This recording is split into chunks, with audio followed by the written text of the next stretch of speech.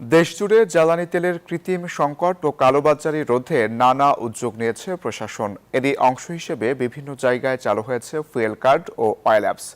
প্রশাসনের এমন উদ্যোগের কারণে কালোবাজারি দূর হবে বলে মনে করছেন সংশ্লিষ্টরা। প্রতিনিধিদের পাঠানো তথ্য, চিত্রের ডেস্ক রিপোর্ট। তেল নিতে যানবাহন চালকদের দীর্ঘ লাইন এখন প্রতিদিনের পরিচিত চিত্র।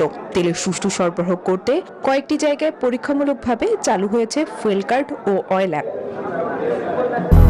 200-র বেশি সার্ভিস ও ফিচারে লেনদেনের সব বিকাশ অ্যাপে সম্ভব।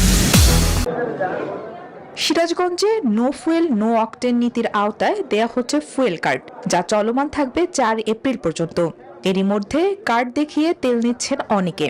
আজ ফুয়েল কার্ডের পাম্পে তেলের কারণে আমি সহজেই পাইছি এবং অল্প সময়ের মধ্যে পাইছি। তেলের যে সংকট, আসলে বিশ্বব্যাপী সংকট, এই সংকটে নিরসন করতে গভর্নমেন্ট যে কার্ডটা চালু করেছে, এটা আমি সাধুবাদ জানাই।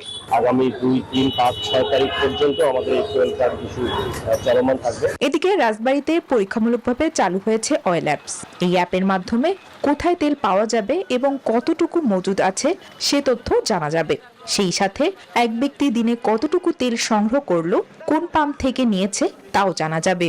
এতে করে তেল কালোবাজারিদের শনাক্ত করে আইনের আওতায় আনা সম্ভব হবে বলে মনে করছেন সংশ্লিষ্টরা। তেলের পরিমাণটা একটু বেশি হলে পরে আমাদের কাজ করতে একটু সুবিধা হয়। আমি আজ 3 দিন পর তেল নিচ্ছি। মোবাইল অ্যাপস করেছি, অয়েল অ্যাপস নামে, সেখানে আমরা এন্ট্রি দিচ্ছি। এর ফলে যারা তেল নিয়ে কালোবাজারি করে তাদেরকে আমরা সহজে শনাক্ত করতে পারবো এবং তাদের বিরুদ্ধে আইনগত ব্যবস্থা নেওয়া হবে। এদিকে শরীয়তপুরেও তেল সরবরাহ সুষ্ঠু করতে চালু হয়েছে অয়েল অ্যাপ। অনেকেই এই সুবিধা পেয়ে সন্তোষ প্রকাশ করছেন। যারা জব করে আমাদের মতো যারা আছে তারা দেখা গেছে তেল পাচ্ছে না, এটা পাবে। এখানে কোনো নাম্বার ছাড়া, প্লেট নাম্বার ছাড়া কাউকে তেল দিচ্ছে না। এটা আসলে একটা ভালো উদ্যোগ। অ্যাপসের মাধ্যমে তেল দেওয়া হয়।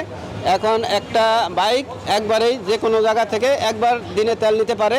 এই উদ্যোগ অব্যাহত থাকলে জ্বালানি তেলের কৃত্রিম সংকট কমবে বলে আশাবাদ সংশ্লিষ্টদের। Desk report, news 24।